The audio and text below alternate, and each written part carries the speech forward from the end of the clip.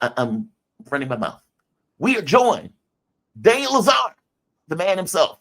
Daniel Lazare is an independent author, best known as a critic of the U.S. Constitution, American politics, and government and social policy in general. He's written several books, one of which, The Intelligent Heretic's Guide to Monotheism, The Frozen Republic, and The Velvet Coup, America's Undeclared War. Daniel, you are the person I thought about when I was thinking about Georgia and Maidan 2.0. Man, welcome to the show. How you doing this morning? You doing all right? Doing just fine, just fine. No, man, thank you for joining me. I have been blown away by the length, and maybe I shouldn't be, that they were willing to go to overthrow the Georgian government. Initially, you had the Farah debacle, which I don't know why it's the debacle, where you get people in the State Department screaming about Georgia having a Farah law when the U.S. has a Farah law. And I remember thinking to myself, okay, well, why are they making this a big deal? Okay, well, obviously they're making this a big deal because they want to be able to dump money into Georgian politics without the Georgian government being aware of where the money is coming from, just like they do it in other countries with NGOs and whatnot. And so Georgia was against it. The U.S. screamed about it, saying this was anti-democratic and that this was moving them away from Europe. It's like, so not having Europe dump money into our politics is moving us away from Europe. Okay, sure it is. But then you get protests over and over, many of which are not even Georgians. You get European leaders, just like they did in Ukraine, showing up saying, we don't like this government. We don't like this government. I know they just won an election, but we don't like it. Then you get even the indignity of not Victoria Nuland handing out cookies, but some other sociopath handing out other baked goods. They are doing everything in their power to overthrow this government. And at this point, the prime minister has said, we will not be another Maidan 2.0. This is not going to happen here. Is anything I said untrue, first? And two, expand upon it. Give us more context. What's going on? Give me a take. Well, I think you're basically right. I mean, I think that Georgia faces a giant EU, NATO, U.S. push to overthrow the elected government, to install a pro-Western government, and a government which will essentially adopt a hostile attitude towards Russia. This is the thrust of the U.S. EU campaign. I'm not saying that there were no irregularities in the last month's or the October 26 parliamentary elections. Fair enough. There appear to be some examples of ballot stuffing, etc. But the margin of victory was so big, 17 points. Wow. It's difficult to imagine that that really mattered in the long run. These policies, these EU policies, are not popular in Georgia. Georgia does not want to be dragged into a war, into the Ukraine war. The Georgian Dream Party stressed very heavily that they ran campaign ads showing devastated Ukrainian cities and healthy, vibrant, prosperous Georgian cities. And they said, we do not want that. And Russia is their big neighbor. The Georgian Dream Party, quite pragmatically, believes that it should have a policy of getting along with Russia, the same way that Canadian politicians think it's important to maintain good relations with the U.S.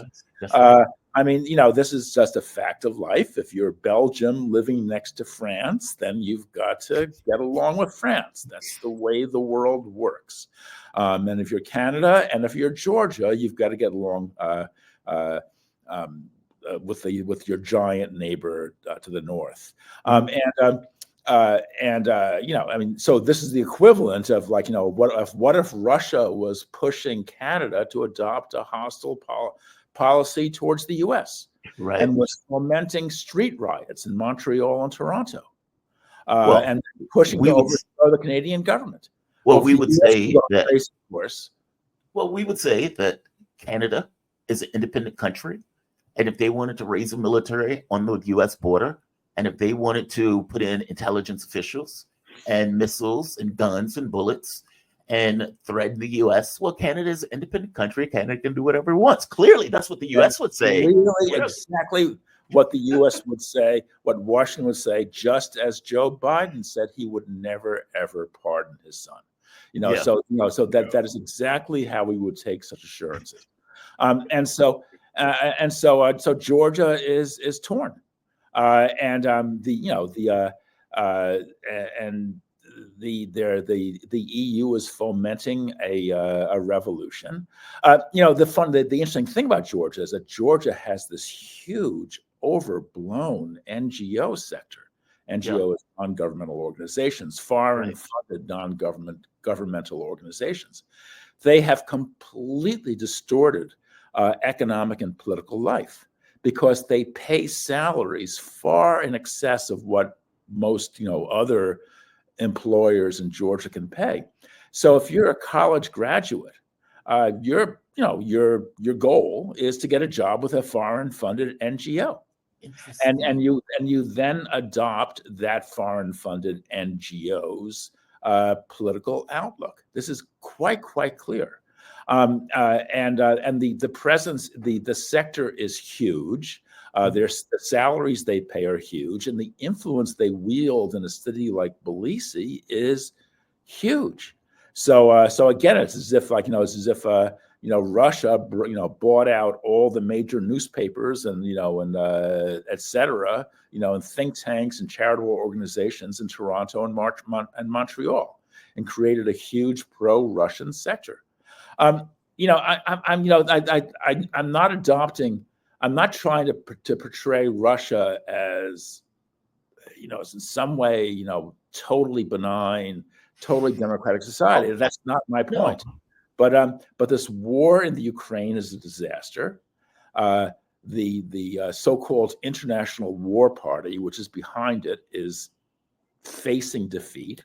Yeah. They are desperate, and they're involved in a last gasp effort to maintain themselves, and that involves subverting countries like Georgia. Do you think the government is going to be able to withstand this pressure from Europe that's being applied? I was watching, this is Rutt. Right here. So he is having this conversation, NATO. I can't think of his title right now, but Rutt is giving the speech about democracy. And what's wild about this speech is that he is, what is it, speaking with a forked tongue? Even though he's talking about democracy, what he's talking about is overthrowing the Georgian government as a democratic act, which is pretty astonishing. And then, that other lunatic, Annalena Baerbock, they come on to say this stuff.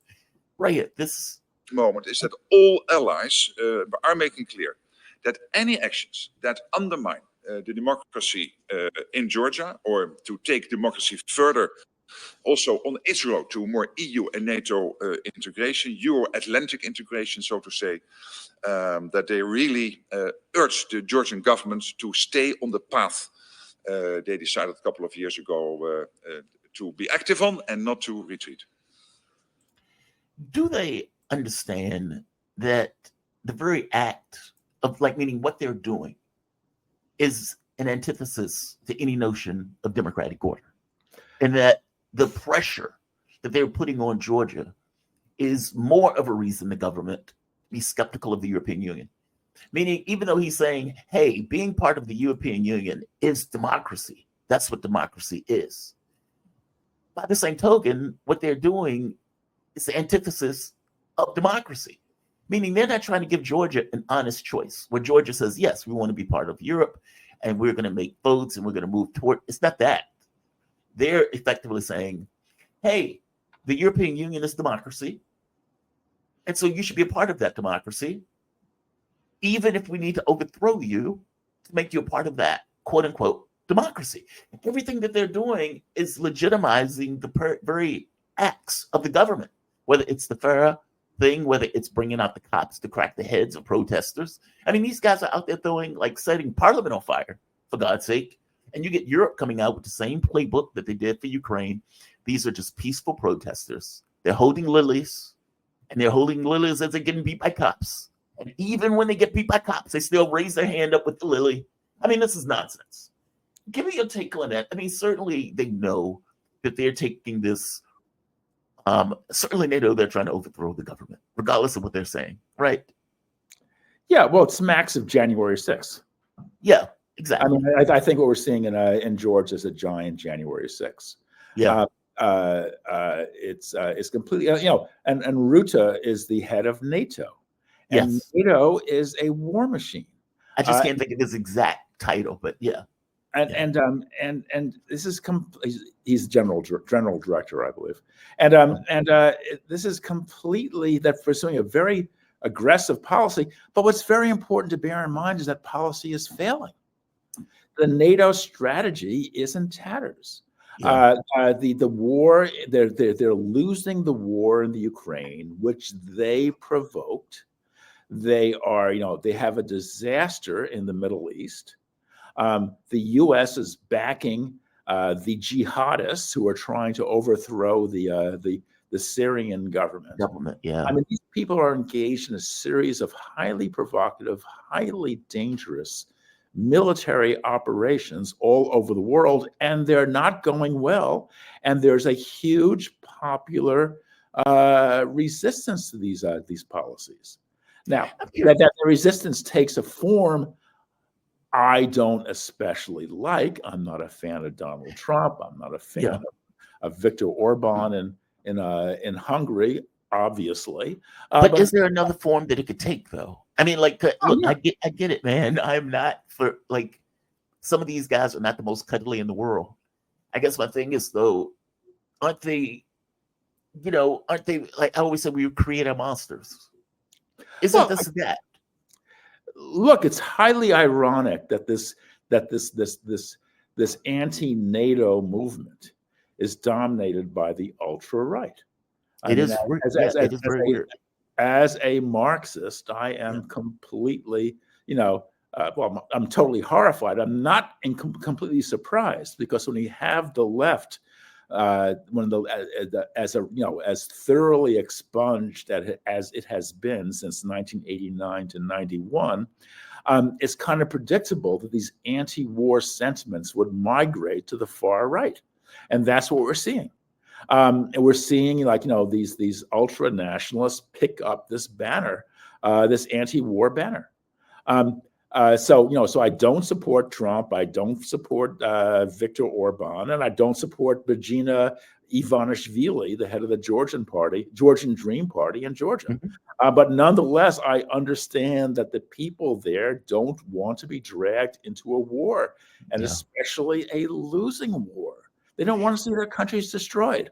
Is that any? Well, I think all of Europe is moving towards that, though. Like when we were covering I was covering the European elections, and I remember I kept telling my ex-girlfriend, I was like, "Look, all of these countries are going to collapse. There's no way these governments are going to be able to maintain this idea of war with Ukraine, with Russia."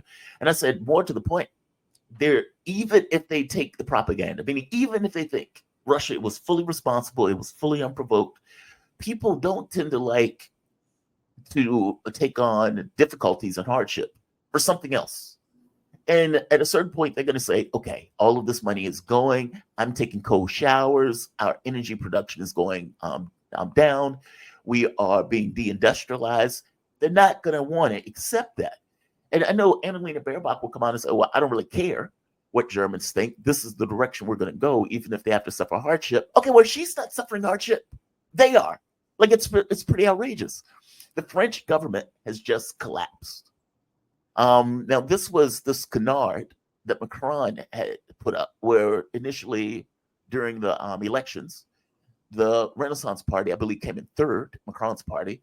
Macron couldn't accept it, and so he did local elections, meaning basically dissolving parliament, having elections again. His party lost again, this time around with the far right party, the National Rally, ends up winning that, Marie Le Pen's party. And instead, he says, okay, well, they have a second round of elections and they do horse trading in order to keep the National Rally from power. But then you get the far left party and the group of parties that are working with the far left party to win. And yet he puts in Michael Barnier as head of the parliament with what I called at the time a mini coup. Okay, well, that's just fallen apart with a no confidence vote that has destroyed the French government at this point. So the French government has fallen. Give me your take on this. I mean, were you surprised, shocked, horrified? Like, what was your take on this as all of this was kind of playing out? And again, if there's anything I said you disagree with, please say so. But otherwise, also give me your take. Well, I think that Marine Le Pen and the ultra and her far right National Rally are essentially calling the shots and moving to take power. The New Popular Front, led by Mélenchon's La France Insoumise, France Unbowed, just doesn't have the muscle, and they are locked in a popular front with the Greens and the Social Democrats, and that left-wing coalition is extremely, it's riven by contradictions, is extremely unsteady. It actually kind of recapitulates all the failures of the original Popular Front, led by Blum in 1936, which was a disaster, and it's one of the opening acts of World War II, the National Front didn't win, but it got a plurality, and therefore they have the upper hand. And Macron is trying to buy time with a minority government led by Barnier, but it's not working. It's falling apart. And so it has no authority, no political heft.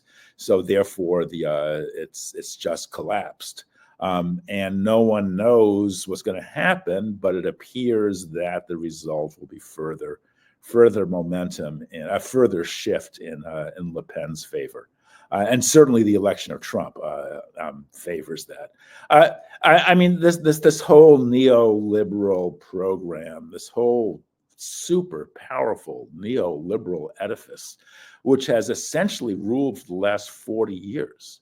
It's kind of like the Communist Party. It's what the Communist Party was to the Soviet Union. This neoliberal edifice was to the U.S. and the EU and the whole globe, in fact. But it's falling apart. It's kind of the West is kind of facing its own 1989 to 91. And it's discredited. Its hypocrisies are all too apparent.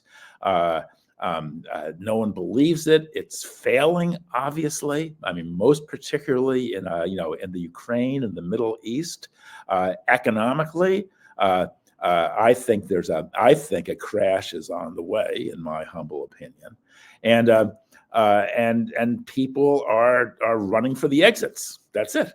They don't want to be part of this international war party, and so therefore they are. Therefore you're seeing fighting breaking out on the periphery in Georgia first and foremost, but in other countries as well. So it's no, please continue. Yeah, that's it. That's it. You've often have been a critic of the U.S. Constitution, and I'm wondering, is the criticism of the U.S. Constitution because of the way the U.S. has basically run the world, especially if you're talking about Europe, whether it's foreign policy and all these things, they've basically been subservient to U.S. interests on this front, even to the point of deindustrializing Europe.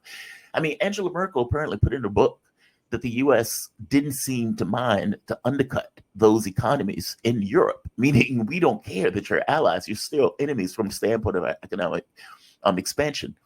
Is it fair to say that the criticism of the U.S. Constitution is also a criticism of U.S. policy in regards to the hegemonic way it runs the world?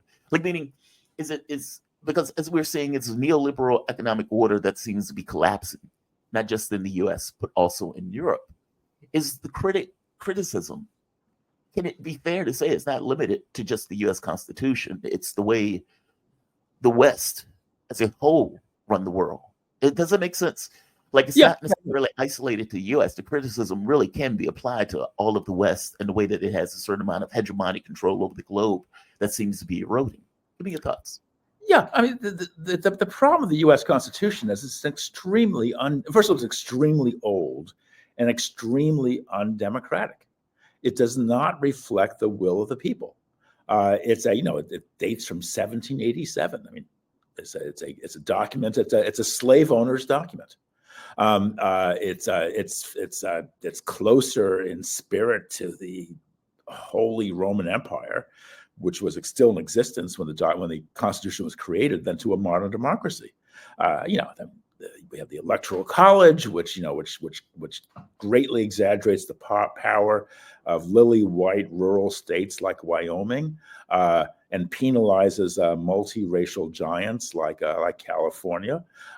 We have a Senate based on equal state representation, in which the 54% of the country, which lives in just 10 states, is outvoted 4-1 by the minority in the other 40. We have a House that's distorted by gerrymandering. We have a Supreme Court which is completely unaccountable to the democratic public.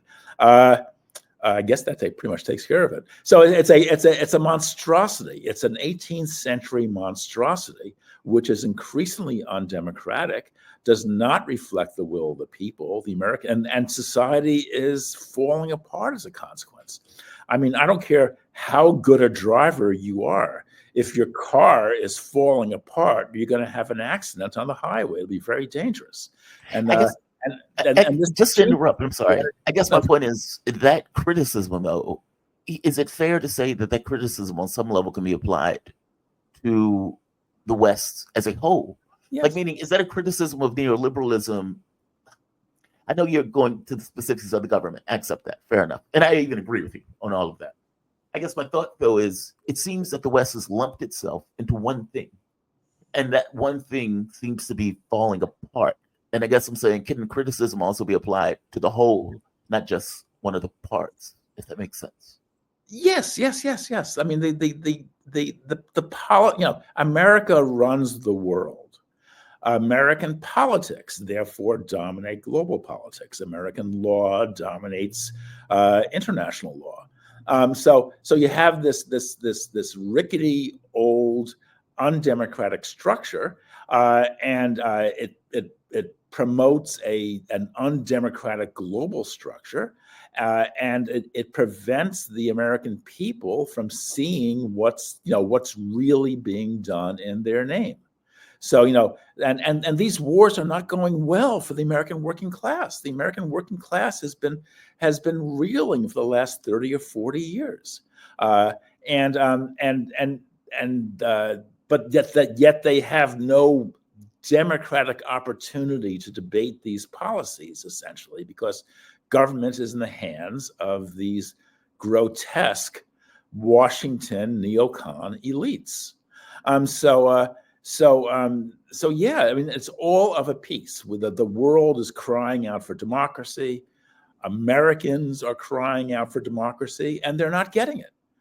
So I think that what we're seeing here is an extremely undemocratic global structure, breathing its last breaths.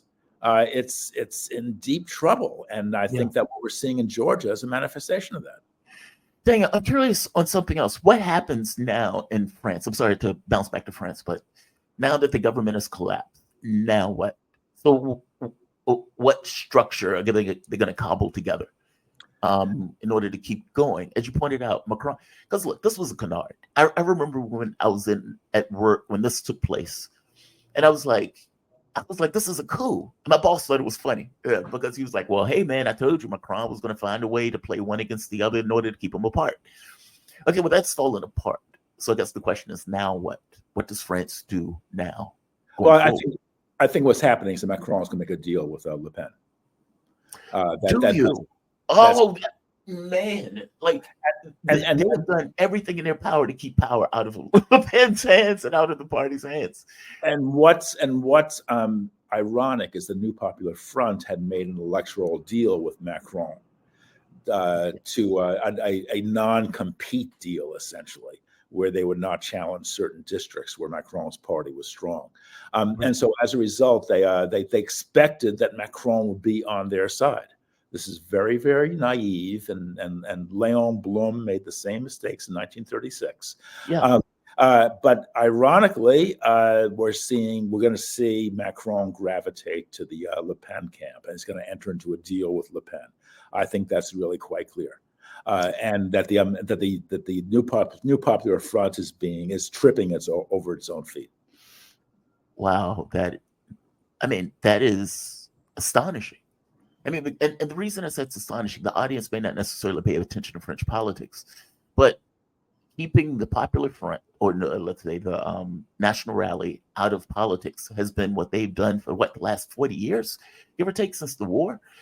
And yet it has gained more and more supporters in the country itself, meaning everything that they've done to keep them out of power has failed fundamentally, especially if they're going to allow a deal with them.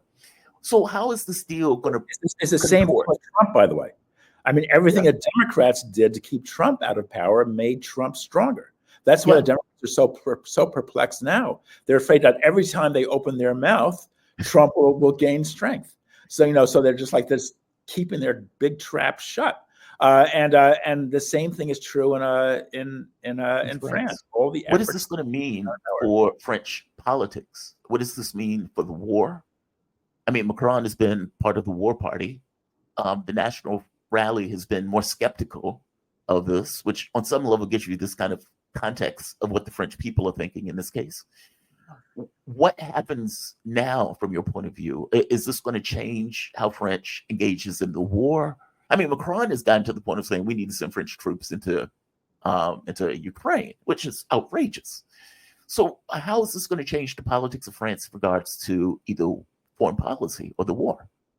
Well, I think that France will line up behind, if I'm correct about Le Pen, if she's gaining power, if Macron enters into a deal with her, I think that France will adopt a more nationalist policy and a policy of skepticism towards the war in the Ukraine, and that it will line up behind a Trump peace effort. Now, the Trump peace deal hasn't. Let's put that in quotes. Yeah. Let's put that in quotes. Hasn't happened yet, and the situation in the Middle East has gone from bad to worse. Yeah. This. I mean, I'm beginning to think that Gaza was really merely a warm up for the big show in Syria and Lebanon. This jihadist offensive is astonishing, very dangerous. Agreed. If Assad goes, this will be an earthquake in terms of Middle East politics. But that's what U.S. foreign policy has wrought. Exactly. Remember, the U.S. has been in tacit alliance with Al Qaeda since 2011. Yes. This is what some of us tried to point out, and we were completely ignored. Idlib, this province in northern Syria, which is the base for the jihadists, they took it over in April 2015 because the Saudis, the U.S. allowed the Saudis to arm them with thousands of U.S. manufactured TOW missiles. The U.S. agreed to that. They were able to use those missiles to push the Assad forces out of Idlib. Idlib has been a stronghold, a jihadist stronghold ever since, and now they're armed with top-notch military equipment. They're launching an offensive against a Syrian government which is crippled by sanctions, which is devastated, economically devastated in a way we can barely comprehend by this U.S., UK, Saudi-backed, jihadist warfare from 2011 until 2017 or 18. They are just economically, they are just devastated. In fact, the World Bank says that in real terms, Syrian GDP has fallen 87% Oh, since 2011. That is almost incomprehensible. Yeah, that's unimaginable. I mean, the U.S. GDP in 1929 to 32, I think, fell by a third. Maybe actually more like 25%. This is 87%. It's just been devastated. Their soldiers are unpaid. That's why these jihadists were able to slice through the Syrian military so neatly. And now these Shiite forces are rushing in from Iraq to try to rescue the Assad government, but the U.S. is bombing them. The U.S. is on the side of Jawlani, this Al-Qaeda leader who claims to have broken with Al-Qaeda, but that's complete BS. Yes, nonsense. They come up with new names every other week. So this is a horror show. So this whole neoliberal structure is collapsing, and the flames are shooting upwards. Last time that Trump was in, I'm gonna put this in quotes, ended Obama's regime change war in Syria. When Trump was asked about this, he says, "Yeah, but we stole the oil. We kept the oil. We kept the oil. We kept the oil. But we pull our troops out otherwise." Effectively saying, "Yeah, we pulled out somewhat, but we still are holding on to the oil and the wheat that allows the government to sustain itself, or for that matter, to recobble itself back together." When Trump comes in this time around, he seems to have a laser focus on Iran. He has the best administration that Israel could buy, getting $100 million apparently from Miriam Adelson to have an Israeli first policy going forward. Saudi Arabia and the Gulf states are no longer on board for this. All of these guys are either associated with BRICS or at the very least have come up with friendships with Iran to bring down some of the those guys are all in the U.S. pocket, believe you me. Fair enough. This is complete nonsense. The Saudis, Qatar hosts one of the largest military bases in the world. Fair enough. I accept that. Probably in the U.S. camp. No, I do accept that, but it seems that Saudi Arabia and the Gulf states came out against this terrorist, democracy-loving terrorists that are apparently invading, especially back by Turkey. Yeah. I mean, the Middle East seems to have changed on some level since Trump was there last time. I mean, the last time Trump was there, he had Saudi Arabia, all of these states come up with the Abraham Accords. He had Saudi Arabia's backing and putting pressure on Iran, especially with the killing of Soleimani. That is not the same Middle East today. Or do you disagree with that? Well, I disagree. I agree with some parts. I mean, I agree that it's not the same Middle East. Yeah. But these regimes in Saudi Arabia, Qatar, the UAE, Kuwait, these are despicable, corrupt, ultra-reactionary regimes. They are horrible. They are completely in the U.S. camp. They're Sunni. I'm not trying to make this, I'm not trying to make this a religious sectarian argument, but they are deeply hostile to Iran. And Trump is hostile to Iran too. And the brutalization of Iran has been extraordinary, and I despise that regime also. But nonetheless, its treatment at the hands of the U.S. has been extraordinary. And Trump is redoubling, doubling down on anti-Iran hostility. But the HTS, the Hayat al-Tahrir al-Sham jihadis in Syria, they're fiercely anti-Iranian also. Right. And they are tacitly on the side of Israel, and Israel is backing them.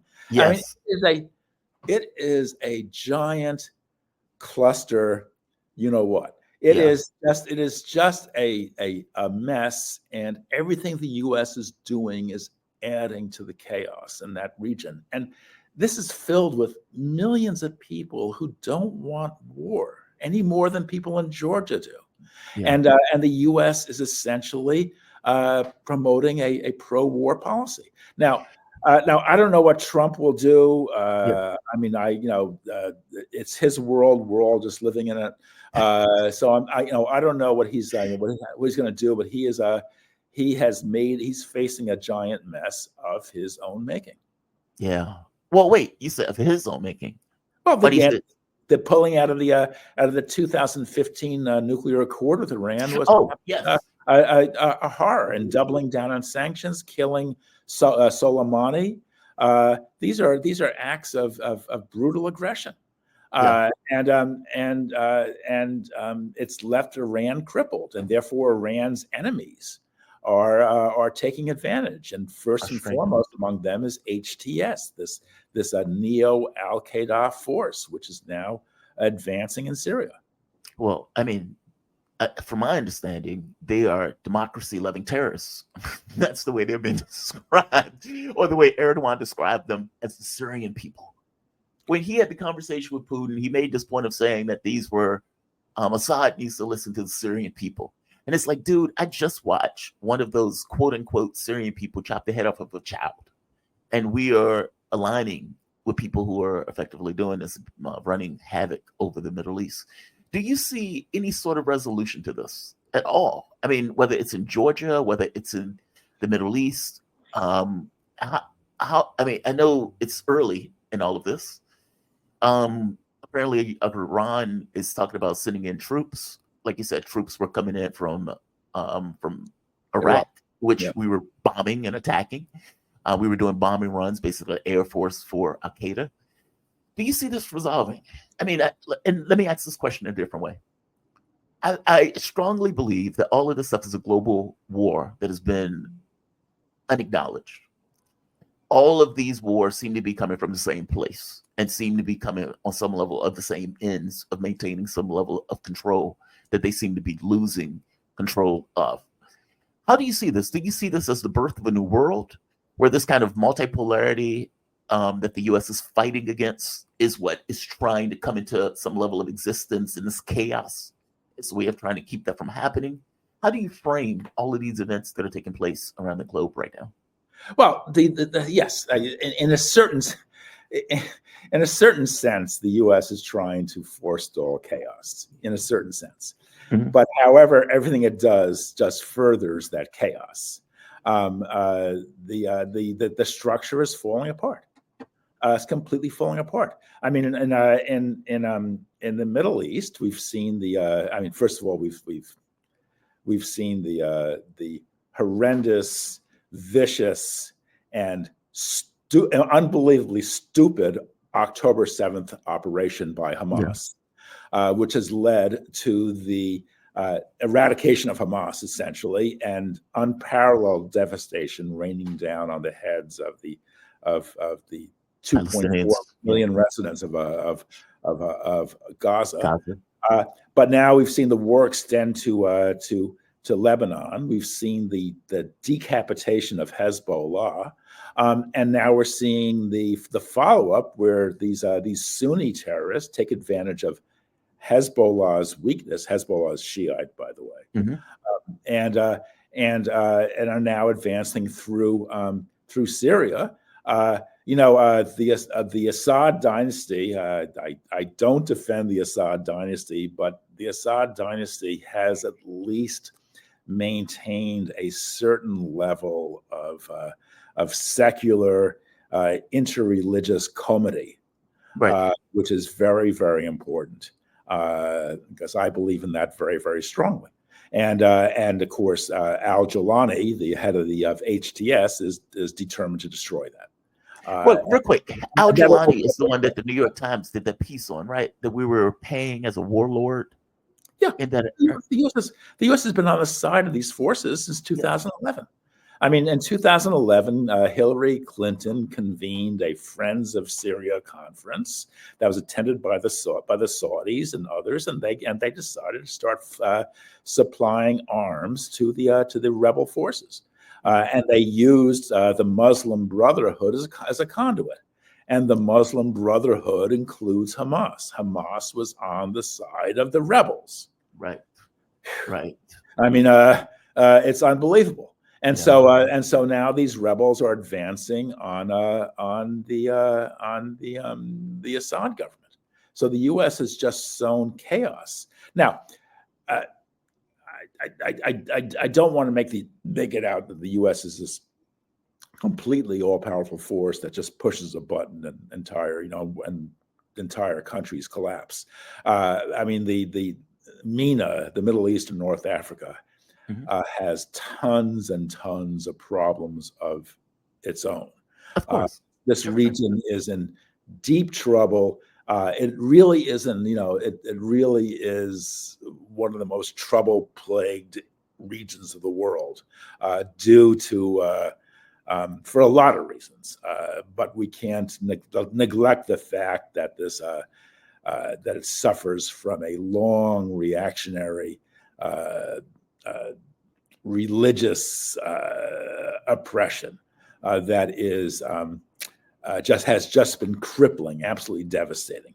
And I'm not trying to make an anti-Islamic argument any more than I would point out that the Catholic Church has been a major factor in underdevelopment in southern Italy or Latin America, et cetera, et cetera. But that region is in just deep trouble, but everything the U.S. is doing is just served to just pound it down further and further. Chaos. It's horrible. Yeah. Daniel, man, thank you for this. I always appreciate your takes on this stuff. You are extraordinarily well-rounded. I think we've been around the world at this point, and your analysis has been dead on. Daniel Lazare is an independent journalist and author, best known as a critic of the U.S. Constitution and American politics, government, and social policy in general. He has written several books, including The Frozen Republic, The Velvet Coup, and America's Undeclared War. Daniel, you can follow Daniel on Twitter at DHLazare, and you can read his column on weeklyworker.co.uk and strategicculture.org. Daniel, man, thank you for this. I really appreciate it. Great conversation, by the way. Thanks a lot.